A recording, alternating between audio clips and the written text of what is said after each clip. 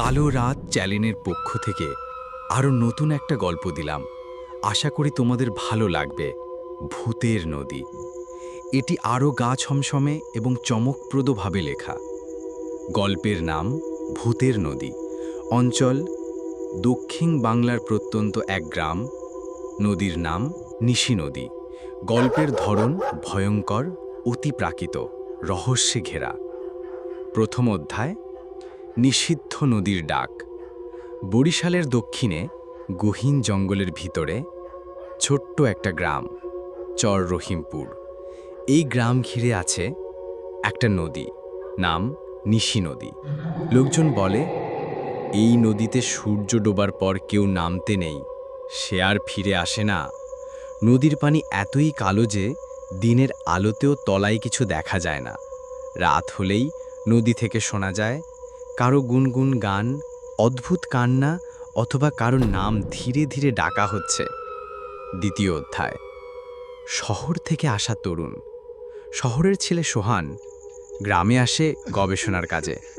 ভূত বা অলৌকিকতায় তার কোনো বিশ্বাস নেই। সে নদীর ইতিহাস শুনে হেসে বলে, ভূত বলে কিছু নেই, সব গাঁজাখুরি কথা। এক রাতে সে সিদ্ধান্ত নেয় নিশি নদীর ধারে যাবে, ক্যামেরায় সব রেকর্ড করবে। তৃতীয় অধ্যায়, রাতের নদী ও সেই নারী। রাত 12টা, চারদিক শুনশান। হঠাৎ বাতাস ঠান্ডা হয়ে গেল। সোহান দেখল নদীর জলে ধীরে ধীরে উঠছে ধোঁয়ার মতো কুয়াশা। সেই কুয়াশার মাঝে একজন সাদা শাড়ি পরা নারী, চুল ভেজা, মুখ ঢাকা, ধীরে ধীরে নদীর পাড়ে উঠে আসছে। তার পা মাটি ছুঁয়ে হাঁটে না। সোহান ক্যামেরা তাক করতেই ক্যামেরা বন্ধ হয়ে যায়, মোবাইল ডেড। আর তখনই সে শুনতে পায়, তুই আমার গলার হারটা নিয়েছিস, ফেরত দে। সোহান ভয় পেয়ে দৌড় দেয়, কিন্তু পা যেন হাঁটু পর্যন্ত কাদায় আটকে গেছে। নারীর চোখে আগুনের মতো জ্বলন্ত আলো। চতুর্থ অধ্যায়, নদীর গহীনে মৃত্যু। সোহানকে খুঁজে পাওয়া গেল না, শুধু তার ব্যাগ আর ক্যামেরা নদীর পাড়ে পাওয়া গেল। ক্যামেরার মেমোরি কার্ডে রেকর্ড ছিল, নদীর দিকে তাকিয়ে সে হাঁটছে, কুয়াশা জমছে, আর শেষে ক্যামেরায় দেখা যায় একটা ভয়ঙ্কর মুখ নিচু হয়ে ক্যামেরার লেন্সের দিকে তাকিয়ে আছে।